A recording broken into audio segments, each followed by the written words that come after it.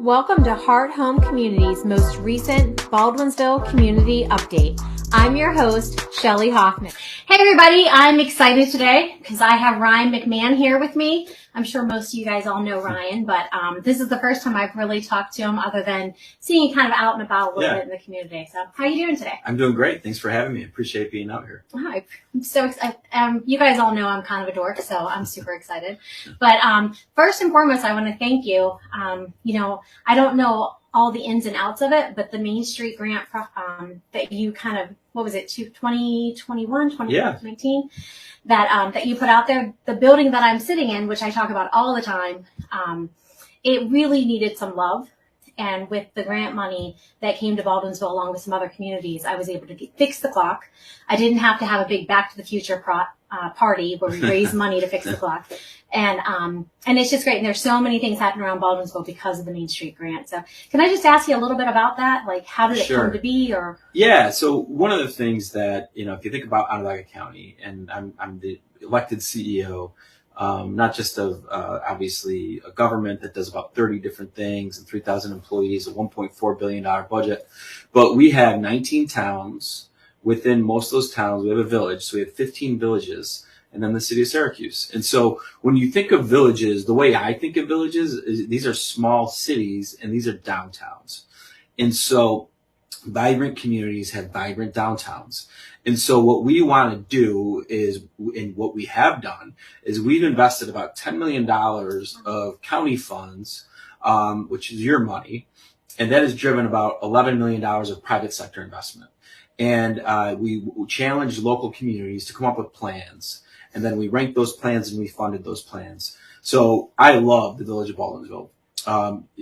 First off, Lysander, the town, Van Buren, the town, you have rural aspects, you have suburban aspects, and then you have your prominent village, which is like a little city. Yes. And then the downtown, the water, there's so many opportunities to reinvest and to help grow this downtown, help connect this downtown with some of your green spaces, Paper Mill Island, and then help connect it better to the water, right, to the river. And so I'm excited. We have more Main Street money that municipalities can apply for. That application process has started. But this is something that we want to continue to do, acknowledging and recognizing that we're a growing community, and these main streets are going to grow if we do things the right way. That was going to be my next question, is how many more times do you think you're going to be able to have the Main Street grant program? Yeah, so right now we have about another $2.5 million that is out there for kind of proposals coming in from municipalities, but it's been a successful program. And so whenever you have successful programs, you want to continue to build off of that. Certainly, we've been lucky fiscally with the county. We managed your tax dollars like you did your own dollars during COVID, and we made tough decisions. And at the end of the day, our revenue started to grow. And as we grow as a community, our revenue continues to grow, which means we can continue to invest in infrastructure, in ourselves, and continue to cut property taxes, which we've done. So we want to continue to see this program advance, and we want municipalities to get more ambitious. And we're thinking about, is there ways that our 15 villages should look at public art and other things that you see in downtown Syracuse. We really believe that these villages are small little downtowns, and in some cases not that small, and that we want to be able to grow and continue to attract more business and more people. So it's funny, you probably don't know, but I'm originally from Pittsburgh, and there was a saying in Pittsburgh, there was this little town, and people stayed in the town, they never crossed the bridge. They never went over the river because they just did everything locally, right where they lived. And I tell people, I barely leave Baldwinsville anymore. There's places to shop, there's places to eat, there's places to be entertained. We have the concerts, like you said, on Paper Mill Island. So to me, Baldwinsville just keeps growing and getting bigger and bringing more businesses and hopefully more money to support the businesses and stuff. So, but again, you can tell I love Baldwinsville. Yeah, so. No, I love this community as well.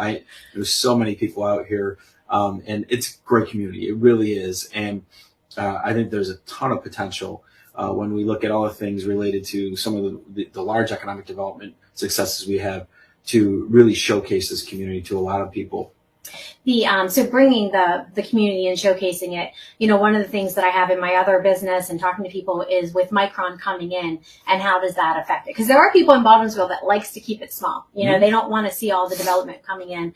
And then you have people like myself, you and other business people say there's so much more opportunity that can come in to Baldwinsville and surrounding. I mean, obviously I love Liverpool and other areas here, but with Micron coming in, how do you see that helping the Baldwinsville community? Well, first off, when you think of cost, right, the more people that are paying into the bucket, the cheaper it is for everybody. So from a cost perspective, growth is really important, especially when you look at property taxes, when you look at schools, or your largest portion of your tax bill, then your town, and then your village, and then the county. So as we grow, the cost of living stabilizes, and inflation right now is really tough. We have rising assessments, right, which is good if you're selling a house, because you have that, you realize that wealth. But if you aren't selling a house, you now have to pay more for those rising assessments. So property, the answer on property tax relief is directly correlated with growth. And so what Micron represents is an opportunity that we've just never had, right? We're talking about a $100 billion project. That is the largest project in the history of New York State, and the largest planned project in the history of the United States. And we competed with communities across the country and across the globe, and we won. And we won because we had the best site, which took a lot of planning, the county-controlled White Pine Business Park, and a lot of risk, a lot of criticism. A lot of people had mean things to say about me, believe it or not, during that. Shocking. And so we had the best site. But part of this process was telling the community story, the history of being a proud manufacturing community that maybe fallen some tough times, but we have these eds and these meds, and we have this that can produce talent. We have great schools. We have great early childhood programming. So when we think about this in the natural greenways and blueways that we have with water and parks, the rest of the country doesn't have that story. And so we beat out Austin, Texas. We beat out Raleigh, North Carolina. We beat out Michigan. We beat out a site that sat between Chicago and Milwaukee, two powerhouse communities in the Midwest. So we need to realize that we just won the Super Bowl of site selection with this investment. And what this means is over 9,000 permanent jobs at Micron over the next 20 years, over $100,000 average salary, technicians, engineers, research and development, all coming. But in addition to that, all of the companies that tool that plant, they're going to be here. And what are we doing? We are the solution for a national security issue. When you think about how dependent we are on these chips, these memory chips that are in the computers, they're in everything in our homes, they're in our cars, they're in our cell phones. This is a national security issue because most of the manufacturing is done over by China, and China is threatening some of these smaller nations. So when you think about the fact that we won this huge incentive and this huge investment, historic, but we're also going to be the solution for national security for this country, it's amazing. And so what do we do now? We just won this. So now it's about planning. And it's about planning to be smart. And we want to hear from every community, where do you want to fit into this plan? Housing, commercial development, potentially industrial development, depending on where you are. And again, that's going to be a bottoms-up approach. But one of the things we'll be focused in on is center-driven development. And so that means if you're a town that doesn't have a village, we want to help you create town centers or develop out hamlets, so that housing can be focused there, commercial services can be focused there, entertainment services can be focused there. So this is what has been successful in communities like Nashville, communities in the Sun Belt, communities like Austin, Texas. But if you have your center, we want to be able to help develop that center in ways that the community wants to see it. But certainly the town of Lysander is going to see opportunities related to housing. The village of Baldwinsville will have new interest in these old, beautiful buildings, about how you can reimagine them. And there may be land available where housing or mixed use will look at development. But this will be coordinated and smart growth. It won't be sporadic and uncontrolled growth. So if you're worried about getting too big too fast, that's probably not going to happen. This is going to be a gradual growth over the next 7 years. But, we're working very closely with our planning department and local governments to make sure that we do this the right way. I was on another meeting listening to you, and you had talked about that growth, right? The gradual growth. And you had laid out not so much numbers, but just, and really wouldn't see a whole lot until maybe 2024, 2025. Is that with taking into account, and I have talked to some people here in Lysander that are part of some of those meetings that, where you're just looking for ideas, the baseline.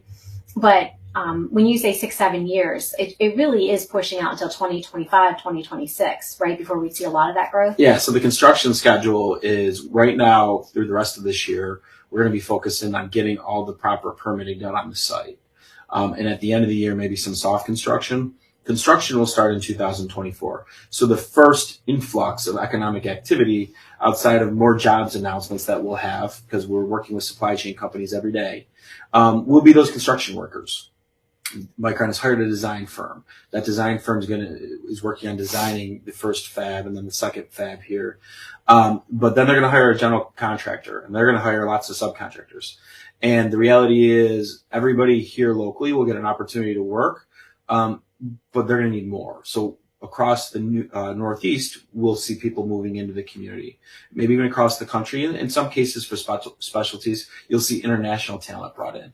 And so what that means is our first influx of all these new people coming in, we'll be working on this construction project, not just for 2 or 3 years, but likely for 20 years. Oh, wow. So they'll have a decision to make. Do I want to be away from my family most of the year for the next 5, 10, 15 years? Or should my family just come to Central New York? And so that will happen in 24. The Micron employees will be brought on more in 2025. And what will happen is the first phase of employment will be 3,500 employees. A lot of those employees will get hired in 25, but then they'll go train in Boise, or they'll train in Manassas, Virginia, or they'll train over in Singapore or Taiwan potentially, where there's other Micron locations. And then once they have that training, they'll come back here to be making the products, which will start in 2026. So bringing up the other Micron locations, we talked just a minute before we went live about layoffs in Micron. Do you think those layoffs are going to have any impact in what we're thinking is going to happen here in Central New York? No, and for a couple of reasons. One, there are a couple of things that are driving this investment, and then what this investment is going to actually make. So what happened related to the semiconductor industry, like many industries, is especially during COVID. If you think about, really think back to 2020. I don't want to think about it. I lived through it every day, every minute of it. But there was a time in the beginning of this pandemic where we didn't know what was going to happen at the government level, or you didn't know what was going to happen in your household. You were rushing to the supermarket and you were buying lots of things. At one point, I had to ask people not to buy so much toilet paper. I do remember on a briefing, that. Right? Right? So these things happen. So nobody knew what was going to happen to supply chains. And we didn't know what was going to happen for gloves and for sanitizer and for masks and for pharmaceutical equipment, ventilators, toilet paper, anything. We didn't know, right? Because certain sections of the world that were shutting down because of the pandemic make a lot of these products. So the same thing happened in the semiconductor industry. So those who needed those chips bought more chips than they needed in 2021 and 2022. So the semiconductor industry actually had banner years during those 2 years. But what they've done in 23 is they recognize that there's old inventory out there that needs to get through.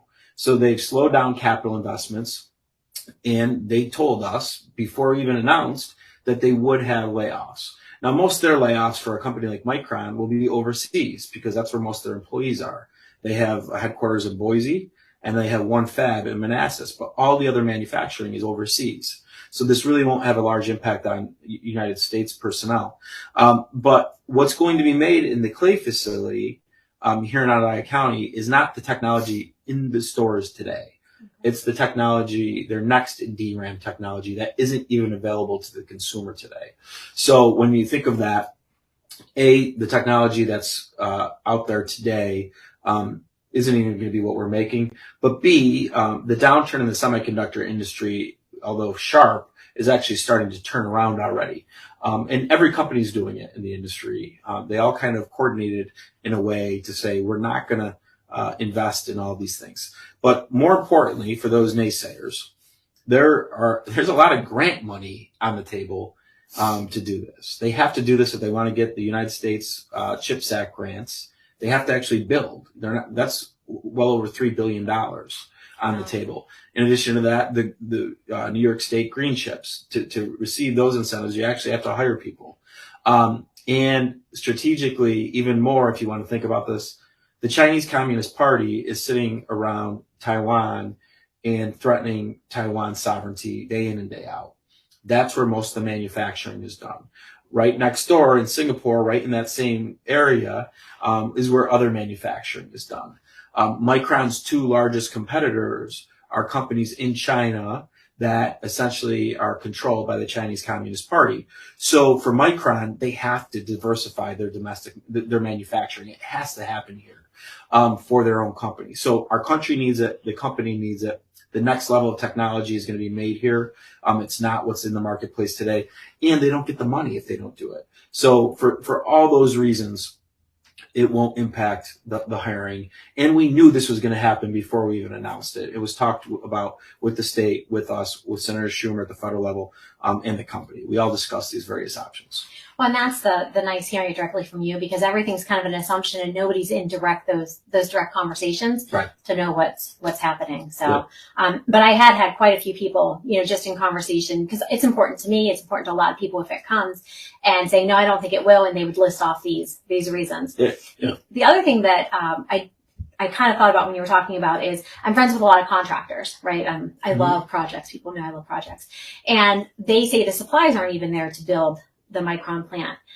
And you were just talking about the shortage of supplies is there anything like that could impact them not being able to build just because I talked to an electrician. The electrician said you can't get parts. And in my mind, I'm thinking, this is something for, the good of everybody. They have to be able to get the parts, but it is a concern that's out there. Yeah. So supply chain, is always a challenge, right? So what we call long lead time items are a bigger challenge than what some of your subcontractors are working with. But, for example, gas and electric, some of these, substations that will need to partner, these long lead time items take like a year and a half, 2 years to build. So those long lead time items are already being ordered. This company, by the way, too, another reason why they're coming, if they're not coming, why do they come to our community every month and do town hall meetings? Why are they investing $10 million in our schools, STEM education, and our nonprofits and our daycares? They're already spending money. They're already spending millions of dollars with us for site preparation. So if they weren't coming, why are they moving forward and spending money too, right? Just common sense things. But supply chain items, challenging. But one of the things that is actually a small positive related to a potential economic downturn, which I think we're going to see at the end of the year. Not a big one, but a small one. It has to. When you think about inflation being as high as it is, and that's going to, if it's hitting us all now, but eventually it's going to hit us a little bit harder if prices don't stabilize. Mm-hmm. So with that downturn, is people will get hungrier related to construction projects, and they'll tighten their belts a little bit, and that will make these projects more affordable like a Micron. And I was at a semiconductor conference in California a month ago. And what Micron and TSMC and all these companies said is the good companies invest in the downturn so that when things turn, they can actually fulfill the orders for the upswing. And so they need that capacity as well. So overall, a company like Micron or a general contractor like an Excite, who they've brought on for design, they have bigger wherewithal to locate supply chain than certainly most of our folks do locally. And again, it's one of those things in the back of my mind. I said, there's no way they would be putting all this in here if they didn't think they could do it. Right. But when you hear the naysayers or the negative, it's like, okay, what's the explanation to that? So yeah. Thanks for sharing that. Sure. Any other questions that you're getting about Micron that I kind of haven't asked that you think the Baldwinsville community and anybody else watching? Well, I think what's exciting is the fact that their level of engagement, right? So they're engaging with all the school districts. They're engaging with STEM camps for kids. They understand that workforce development starts when someone's even, at the early childhood of their life before their kindergarten. Kindergarten readiness is a goal of our administration, and it's a goal that Micron shares with us. That they want to be community partners. They were here 10 or 11 times during our courtship in the selection process, and they fell in love with the community. And so I think overall, this is a real unique company. Think about this. What company that you can think of anywhere that comes to a community every month and does town hall meetings? People can go Google the C-suite of Micron and figure out how much money they make. It's public knowledge. But these are, needless to say, highly, highly, highly paid people that come in and they want to hear from the community about how they can potentially be a partner outside, above and beyond being our anchor, our tenant for our community moving forward, and the anchor tenant for New York State moving forward. So it's really a special time. I think in our community, we're always a little too hard on ourselves, and we've carried this chip on our shoulder for a long period of time. But it's time to knock that chip off, because we're growing. The jobs that are coming are real. I can tell you the amount of companies that we're talking to now, even outside the semiconductor industry, because they recognize that we're going to be growing more people here. It's just amazing. We've never seen anything like this. You took the next question out of my mouth, which was pretty much, do you see other businesses coming here because of the growth from Micron? Yeah, not just, and again, obviously we've used the word 50,000 jobs because that the 9,000 from Micron, your construction jobs and all the supply chain jobs that have to come. And then because of that, you'll see increase in hospitality and whatnot. But there's now other sectors, right, and other manufacturing that are looking at us as a growth community, and saying maybe we just need to be there. They're in the middle of New York. They're growing. It probably makes sense for us to be there as well. Austin, Texas, fast growing community. Every manufacturer, high-tech manufacturer in the globe now looks to go there. That wasn't always the case, right? They got a couple wins, and then they're like, this is a growing community. There's people here. If there's people here, that's people that can work for us. We need to be there. So we're starting to kind of see that effect. And we're seeing the effect with investments, with folks that are here. Our trades need to increase their ranks. So they're reinvesting in their own facilities and their own capacity. Our universities are having to develop specific curriculum and specific research for this investment. So they're paying more to get people here and investing more and more in their own facilities. So the Micron effect is really starting to take off with opportunities and stakeholders that are here, but also others that are looking to come in here. I think I heard you say before that like OCC, they're developing programs and stuff so that the kids, the students, the people here can take those courses and get jobs. So let's go back to where we talk about growth and people that growth scares them, change scares them, right? With more businesses coming in and all the planning that you're doing, I'm assuming that the county's also looking, if more businesses come in, where is that growth and how's it going to affect traffic patterns and schools and all that as well. Correct? Yeah, so part of any large project is you have to do an environmental review. So you look at impacts on the environment, you look at impacts on traffic, noise, the Indiana bat. I know you're really concerned about the Indiana bat. I am. So we look at that, and you look at districts, right? So a couple alarming things that we know are just national trends. So it's 2008. We're having less kids than we ever had, right? So even though we're bringing in more people, we have to really bring in so many more people to really put pressure on our school districts, because these buildings and districts were really built out, most of them, for a larger student population than what they have today. So really what I think you'll see is from schools, you'll see a stabilizing. More kids will be coming in. That will help stabilize the classrooms that exist today. Some districts with the communities that plan better will do better related to schools based off of what their towns or villages do, right? If you're planning and you're being smart and you're developing quality housing with the types of amenities that people want to live in, that community is going to do better and get more students, and that they're going to get more tax base than others. But overall, we look at traffic in a big way, and what this investment at Micron's doing for the host communities in Cicero and Clay, actually Route 11 and 31 are challenges today. Yes. This will force over $200 million of state investment into those roads. So the actual issue today will get fixed, let alone planning for the growth. It's funny, when I moved up here, we looked at that area to live, And the only thing I remembered was Route 11 and 31 and thinking, oh my goodness, people do this every single day. Yeah. But now that I live here and I drive it, I don't even think twice about it. But so we talked about the grant. We talked about Micron, and feel free to add more if you want. The only other thing that comes up, and I haven't heard about it in a while, just because Micron being such a topic, is the aquarium. Sure. How's the aquarium developing? Yeah. I know that was a rough spot too for a while with some people. But. Yeah. So overall, think about, and again, the aquarium, so people remember chronology here. I was in the middle of final negotiations with Micron at the same time this is happening. So I couldn't really tell the whole story.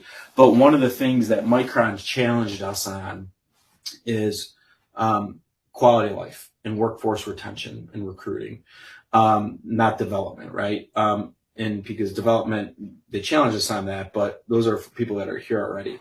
But to meet their workforce demands, they got to bring people in, right? And you got to bring a lot of young engineers in. And then retention is important, right? So they got to, once they get here, if we get them for a couple of years, we can't have them leave, right? So we had to showcase what are you going to do, right? And so I immediately went to our strengths, as I always tell our strengths, is like, look, we get the best waterways, we got our parks, amazing fall here is amazing. Going through, you get athletics, you got professional baseball, professional hockey. Did you mention snow? Here's the problem. Is so as I'm telling Sanjay Maroda, the CEO of Micron, one of the smartest men alive, all about this, it was January 3rd, I believe, 2022, and it was like -3 outside, and he's from San Jose, California, and he asked me a pretty pointed question. He goes, no, what do you do today? And so I kind of said, well, look, you can go snowmobiling, right? You can go skiing. You like to ice skate? We'll take you down to Clinton Square. He wasn't really vibing that answer. And so I said, well, let me show you, we have the state-of-the-art proposal on our waterways. I talked about Onondaga Lake and the cleanup of Onondaga Lake a lot in this process.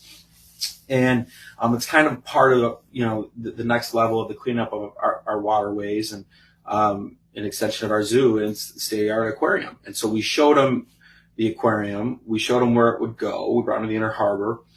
And we said, this is going to be the largest investment in this in the Northeast. And Sanjay said, that's interesting. I like that, right? So now they did not come to Onondaga County because of an aquarium, right?